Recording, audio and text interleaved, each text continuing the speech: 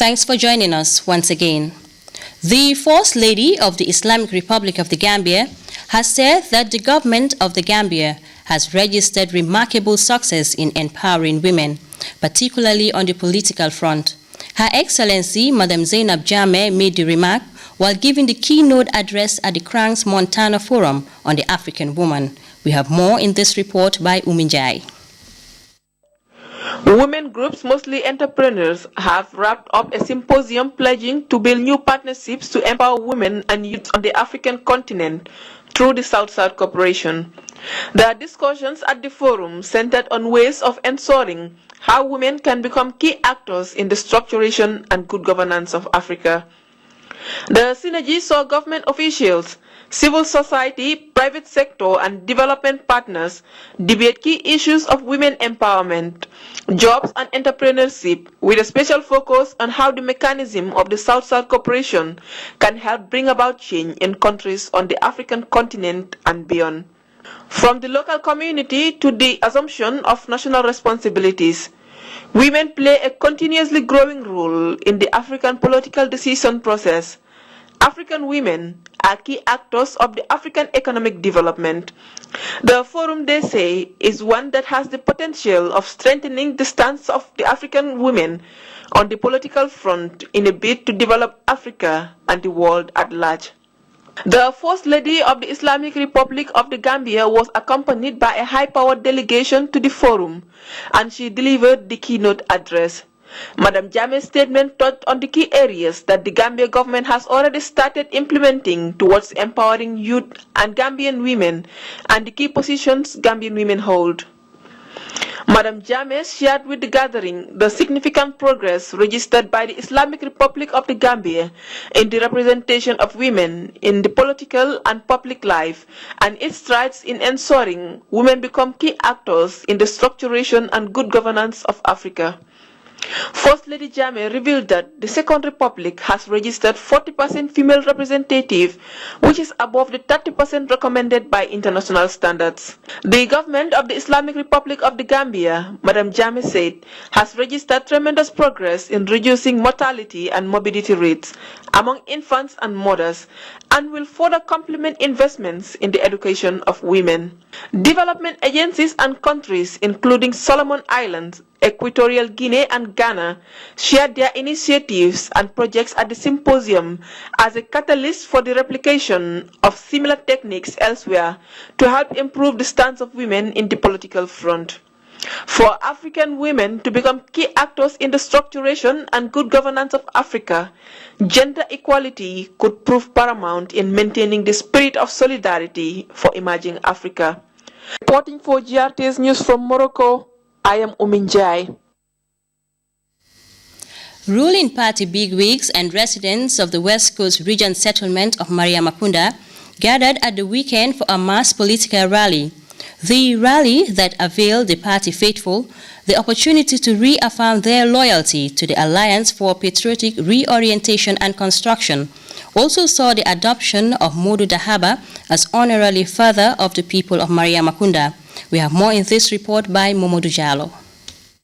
In what could be described as a show of force, thousands of residents of Mariamakunda, Labakore and Yuna stormed the main village square for a mass political rally, the first major such gathering in the area since the creation of the Old constituency. Dressed in their asawis, the rally accorded the enthusiastic supporters the opportunity to celebrate the success of the ruling APRC party and also reaffirm their commitment to the party and its leadership. Organized by residents, the gathering was held at the behest of Modu Dahaba, a renowned party activist famous for his support for the party and loyalty to President Jammeh. Several high-ranking government and party officials graced this rally, which lasted late into the evening, punctuated by speeches from party leaders and activists.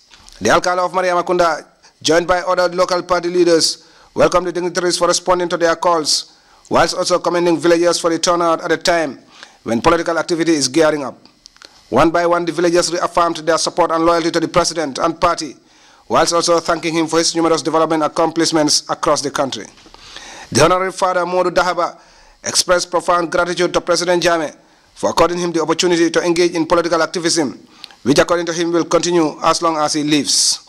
The APRC made me what I am, and I will always defend its values, principles, and leadership, a defiant Dahaba proclaimed amidst great applause from the crowd. Dahaba also enumerated the development projects which cut across all sectors of national development, hailing Professor Jammeh as a great leader who champions the wishes and aspirations of Gambians. He described the APRC as a party of the people, insisting that it will continue to exist for posterity. The national mobilizer of the party, Yankuba Koli, called on the people of Mariamakunda to continue their support for the party as it undertakes its journey of transformation. He said the president has invested a lot in the provision of social amenities and roads for rural communities, something that is set to continue into the future. He urged them to be wary of the opposition who roam around trying to discredit the APRC government without offering any alternatives. Koli wondered why the opposition is only interested in power instead of joining the government to move the country ahead. This, he argued, is evidence enough that they are only hungry for power and are opportunists. He mocked opposition dreams of a coalition in the upcoming elections, saying he is certain that this would not happen as they cannot settle for a leader amongst themselves, describing it as a marriage of convenience that would crumble as soon as it is convened. He warned the villagers that the opposition cannot do anything for them, thus urging them to be steadfast in their support and loyalty to the APRC. This was echoed by Babugay Sanko and Aissatou Jifanga Jaju, the youth and women mobilizers of the APRC respectively, who commended Dahaba for his work for the party. Honorable Gay Sanko advised the youth to borrow a leaf from Dahaba and strive to promote the party by engaging their peers, say youths have an indispensable role in the APRC. He described the president as Gambia's only salvation and urged all Gambians, irrespective of their tribe, religion, and region, in order to develop the country. The nominated National Assembly member also advised the youth to be law-abiding, peaceful, and respectful of authority. Mrs. Jifanga Jaju, on the other hand, appealed to the women to continue their role as vanguards of the APRC party, saying women now play a greater role in politics than any time in the Gambia's history. This he attributed to President Jammeh's leadership and love for Gambian women. The women's mobilizer calls on all party structures to coordinate their activities as they continue to reach out to communities across the country. She also urged all young women to acquire voters' cards as the supplementary voter registration continues. The meeting also witnessed some revelations from a former Gambian dissident who finally realized the folly of demonizing the government in the West.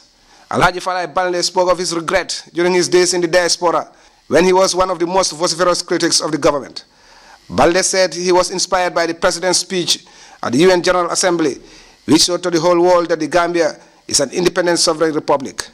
Professor Jammeh's opposition to the practice of homosexuality also cemented his status as a great Pan-Africanist who will always defend the continent. These and other qualities, Balde concluded, convinced him beyond doubt that there was no other alternative to returning home and seeking forgiveness. The Minister of Interior, Usman Sonko, described the rally as very significant, judging by the turnout amongst the elders. He described the upcoming elections as a test for the newly established All Unum constituency, which has already shown great prospects. Victory, the Interior Minister said, is certain, but the question will be what percentage. He therefore urged them to acquire voters' cards and vote massively for the APRC come December. Speaking of security, Minister Sonko warned that the security services would not compromise the peace and stability of the country, but urged residents to be vigilant and cooperative by reporting any crime to the police using the toll-free hotlines. Sonko finally called on elders to discourage the bagway syndrome, popular among the youth, as it had already taken a heavy toll on lives and resources. The rally closed with a rousing address by the firebrand politician and minister Balagaba Jahumpa. The action man, as he is fondly called, urged the jubilant supporters to reflect on the numerous roads, hospitals, schools, bridges, and other developments accomplished by President Jammeh. This, he added, amidst great jubilation, will robustly continue as the President has expressed his intention to transform the Gambia into an economic superpower. Minister Jahumpa finally called on Gambians to shun politics of tribalism and regionalism and embrace the APRC's development agenda, which is championed by Professor Jammeh. Mamadou Diallo, GRTS News. Gambia Ports Authority has been trying to demonstrate its resolve to meet international standards, particularly in the important area of security, in view of the threats, terrorism, and terror-related incidents posed to maritime security. The 5-day training for the GPA security staff and personnel of Gambia Police Force focused on the International Ship and Ports Facility Security Code. Babukar Kamara tells us more. Your job does not only stop at allowing people to access the port. You have to monitor their activities throughout their stay within the facility. The 5-day training program on International Ship and Ports Facility Security Code, pioneered by the GPA management, is considered by participants and their respective trainers as a success. One thing that stood out of this uncompromising stance taken by officials at the gateway in relation to international standards designed to counter the increasing threats of terrorism posed to marine security. The ports is an international, commercial or maritime link, and its security cannot be compromised. And maritime trade has its procedures, programs and standards. And one of them, which is very important, an international component, is what? ISPS. This training is very important, and it makes us improve and have the prerequisite knowledge to do our job to the best of our ability. After considering its human resource as its most valuable asset in meeting its objectives, the port's management has pledged its unwavering resolve to invest heavily on its personnel to meet international standards. As a port, you will realize that apart from the investment in the wharves and the equipment, human resource is the most valuable asset of this authority, and that is you and I. If you think that training is expensive, try ignorance. What that goes to show is that if you put somebody who doesn't know, he will do more damage. So to avoid all that, you invest in training to equip the person with skills and knowledge so that he will be able to perform his duties more efficiently. So that's why the management is continuously committed to investing in training. As security officers, you have a bigger role to play because the civilian community are ignorant of your role. And it is you, the participant, it is you, the security officers, to tell them what your role is. The week-long training program focuses on general rules of engagement as they relate to standard operating procedures, patrol and searches, power of detention, arrest amongst others, meant to ensure a safe and secure port in conformity with international standards. As participants, we have been sensitized on very important modules highly required to enhance our level of proficiency. These include reminding us the port security policy and the need to safeguard it. Babakar Kamara, GRTS. Gambia Armed Forces will conduct a live fire exercise from Tuesday 22nd to Thursday 24th March 2016 at the Lance Corporal Bojang Range in Birkama. A news release from Defense Headquarters states that the general public, especially those residing around the range in Birkama, Kasakunda, Jalangbang and other satellite villages are therefore urged not to panic, but are equally cautioned to avoid the designated area from Tuesday 22nd to Thursday 24th March 2016, the dispatch ends. The Gambia Songhai Initiative has produced its first batch of locally trained farmer entrepreneurs. The training that lasted several months exposed the young people to a broad range of farming and business techniques that will come in handy when they set up their own ventures. Boba SMCC reports. Islamic Republic of the Gambia has attached great importance to skills development of the cream of society, the youth. And thus this ceremony is one testament of that fact, as some senior government officials traveled from afar to grace this first ever graduation of the locally trained entrepreneurs. Mr. Keba Lankamara is the head of the General Services at Gambia Songhai Initiative. The Gambia Songhai Initiative, funded by the UN system and is being implemented by the Ministry of Youth and Sports, is a center of excellence in the areas of providing adequate training, research, science, and technology. Also, production and provision of extension services to the communities in providing sustainable modern agriculture. The various speakers commended the graduating students for their commitment and dedication to the successful completion of their 6-month training. We have started implementing our own homegrown school feeding program. So we have school farms, we have school gardens, and I think it will be an opportunity for these young people to go there and show the younger ones how it should be done practically. We want to really get these young people go to the schools and assist the school children to have hands-on experience in agriculture, and what that is going to do is motivate them to become agriculturalists later on. Our belief is that if agriculture should succeed in the Gambia, the most important is to ensure that those who are going to be involved in agriculture are well educated.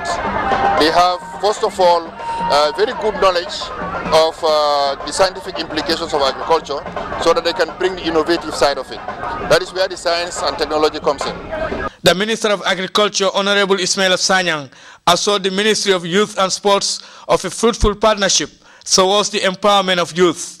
The establishment of this project, we will all agree, will not only contribute immensely to the attainment of our agricultural development agenda, Vision 2060, but will transcend this to improve employment creation among the youths, curbing undocumented migration, and create critical mass of young entrepreneur farmers who will venture into sustainable agriculture as a living and as a business enterprise.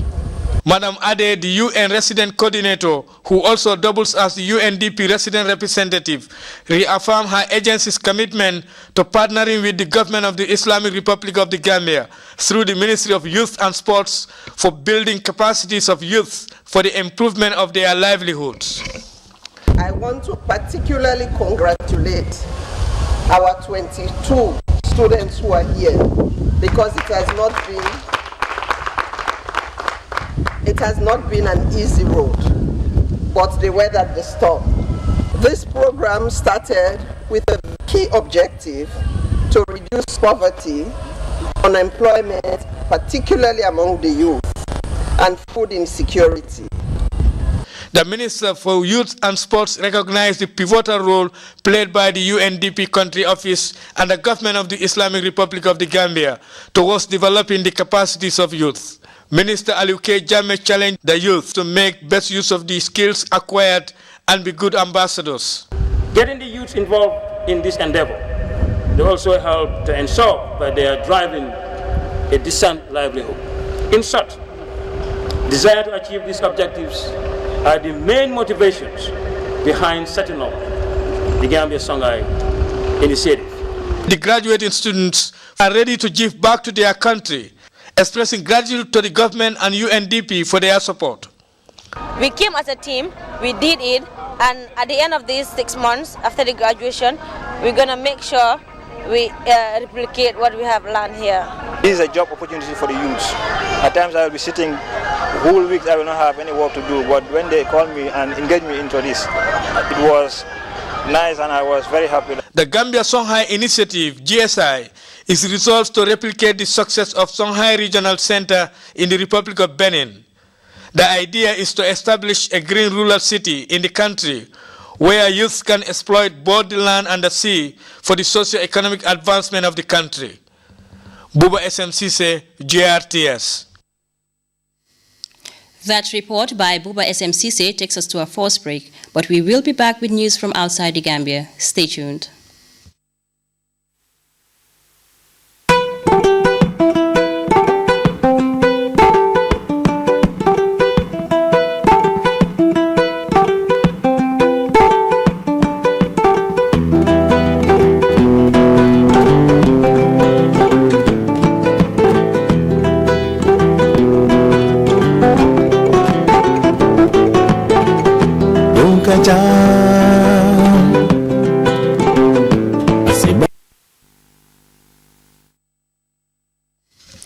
Welcome back. U.S. President Barack Obama says being in Cuba is a historic opportunity. Obama is on a 3-day visit to the communist country. The first trip by a sitting president since 1928 is part of an attempt to normalize relations with the long-standing foe. We have more in this report by DW. Historic sight as U.S.-Cuban relations turn the corner in Havana. U.S. President Barack Obama and his family have arrived on the Caribbean island. This trip is a culmination of a diplomatic opening that was announced in December 2014. The 2-day visit began with Cuban Foreign Minister Bruno Rodriguez welcoming the family. The absence of Cuban President Raul Castro did ruffle some feathers in the States. but not here at the American Embassy. This is a historic visit, and it's a historic opportunity to engage directly with the Cuban people and to forge new agreements and commercial deals, to build new ties between our two peoples, and for me to lay out my vision for a future that's brighter than our past. After that, Obama and the First Family visited an 18th century cathedral in Old Havana. The heavy downpour and high security made it difficult to mingle with hundreds of onlookers, but the crowd cheered as they caught a glimpse of the president. Also on his agenda, a meeting with Raul Castro, a live speech on Cuban television, and speaking privately with dissidents of the Cuban regime. This includes members of the Ladies in White who clashed with police just hours before the president's arrival. 50 people associated with the group were quickly loaded onto buses and taken into custody. The women are wives and relatives of political prisoners.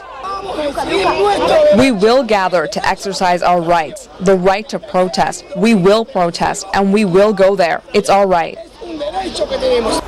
As the two nations take step towards closer ties via trade and travel, both sides are trying to carefully maneuver through contentious issues like Cuba's human rights record and Washington's embargo. Turkish officials have arrived on the Greek island of Lesbos to help supervise a newly signed agreement between the European Union and Turkey. Greek authorities are scrambling to implement the deal aimed at limiting the number of refugees traveling to Europe. The Turkish Interior Ministry officials are due to visit the Moria refugee camp on the island. Repatriation of those deemed eligible is likely to start in the first week of April. So what about the migrants who found themselves stranded in Turkey, especially those who want to join family members already in Europe? Let's look at this DWTV report for more on that. Faradin Dale is alone in a foreign land. His wife and child have made it to Germany and he intends to follow them. But the pact between the EU and Turkey means he's now stuck in Istanbul. If he and the friends he's travelling with do get to Greece, they're likely to be sent back to Turkey. It's a disaster, not only for myself, but for those who've already reached Greece. They've risked everything to make it that far. There's nothing for them here in Turkey. The district of Aksaray in Istanbul. Normally the square is teeming with migrants and with middlemen who arrange their illegal passage to Greece. Today the square is emptier than usual. Demand for life vests for the perilous sea crossing has dried up. One angry trader leaves his store and approaches our camera. His frustration is shared by the migrants. With their passage to Western Europe now in question, they don't know what to do next. All we have is God. He is the only one who can show us a way out of this situation. One possibility would be the new one-for-one program. For each Syrian deported back to Turkey, another will be resettled in Europe. But Faradin Dale isn't holding out much hope. They'll take in 70,000 of us, but I don't expect to be among them. They'll probably take people who are in refugee camps or registered with the United Nations. Someone like me, waiting to be reunited with my family, hasn't got a chance. All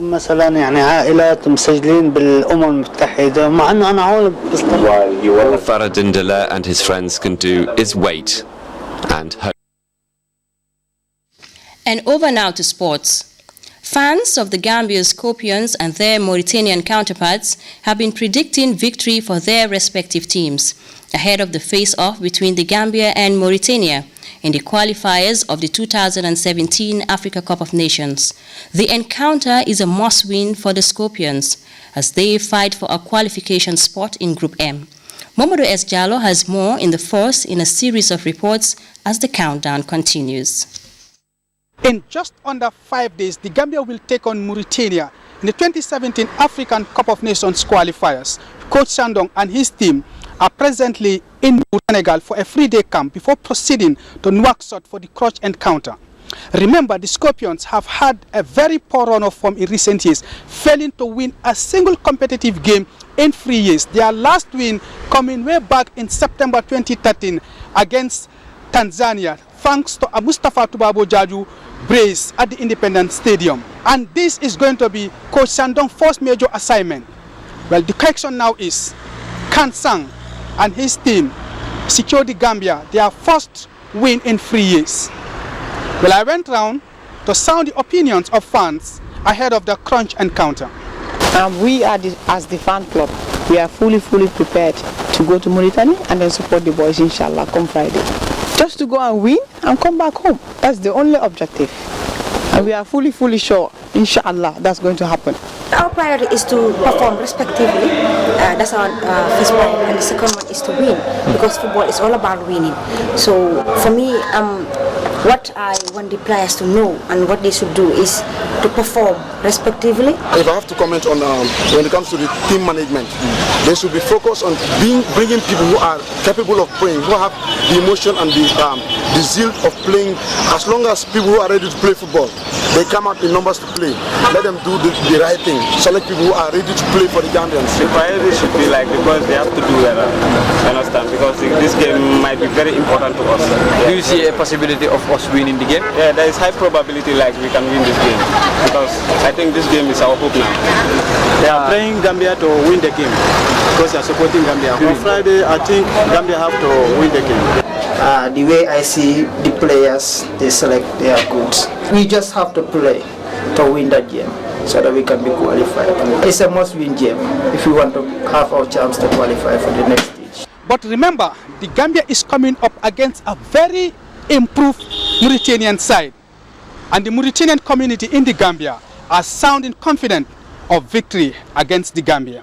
No, we have to win Gambia to qualify the second round. So, but we have to make everything good. Football is fair play. So much we have to play good to win Gambia and qualify to second round. We beat South Africa before in the qualifier round. And we make good match against Cameroon. You remember that? So we have to win Gambia. What did you make of the Mauritanian team as of now? Now we have a good team because we have professional player. We have good player now in some country of Arab in Europe. So we build a good team. Last year we go to African Cup. So we make something good there. So this one we have to advance to get something out against Gambia. You are playing Gambia two games in a week. If you win Gambia, at least one not in Mauritania, so we can play here for draw. If we get draw, maybe we can qualify. But you are optimistic, you are hopeful that Mauritania will prevail over the Gambia this time around. Yes, I think that. Okay. Thank you. How are you preparing for the game? I will try to listen the game in radio or TV because I'm not in Mauritania now. But when Mauritania come here, I'll try to go to stadium and watch. And when you win, what is going to be the celebrations? Oh, I have to celebrate because my country is my second country. Because Gambia, I think, is my second country after Mauritania.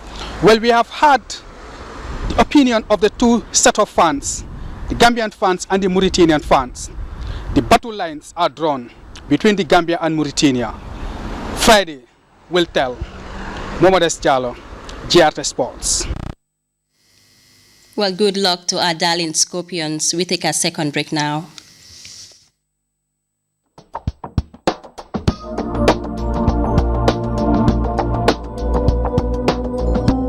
Eilish Records. Hey, to I see you, my nigga. Gabriel was in. Done now. Boyola, Atenola, Edges of Knowledge, with the future. I'm the man of the year, nobody but I am Mudulamin Sultan Jame, coordinator of the Observer Light. On this weekend's edition, we have very interesting stories on sports and entertainment, so you don't miss it out. Recently, I was in Senegal, Dakar, and I had an exclusive interview with a Senegalese veteran wrestler, Mob Fadam. Get the story on the Observer Light. The Observer Light, shining light on Gambian talent. Greetings to everybody watching right now. It's your boy Jizzle, the lyrical kiddo, and I'm right here with my brother, Atenola. It's about the man of the year concert. It's going down April 16th. The place to be is Allianz Franca. From my own point of view, it's a good initiative because it's shining the light on Gambia, our very own Gambian talents. So it's really a good initiative. It's all about entertainment. It's about entertainment. Our own Gambian very talented that are really doing big in the industry. So go get it. Quality, you know. Yeah. See the light there? That's the light that's gonna light up everybody. Yeah. Observe a light, put in light on Gambian talent. I started from the bottom, now I'm up right now.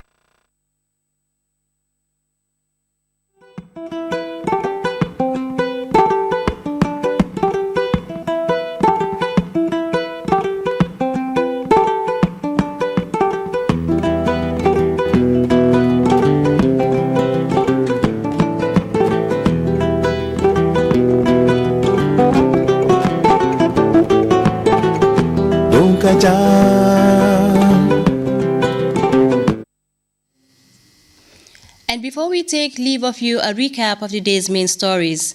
First Lady, Madam Zainab Yahya Jammeh, has outlined the impressive gains made by the Jammeh administration in the all-important domain of women empowerment, especially in the political arena.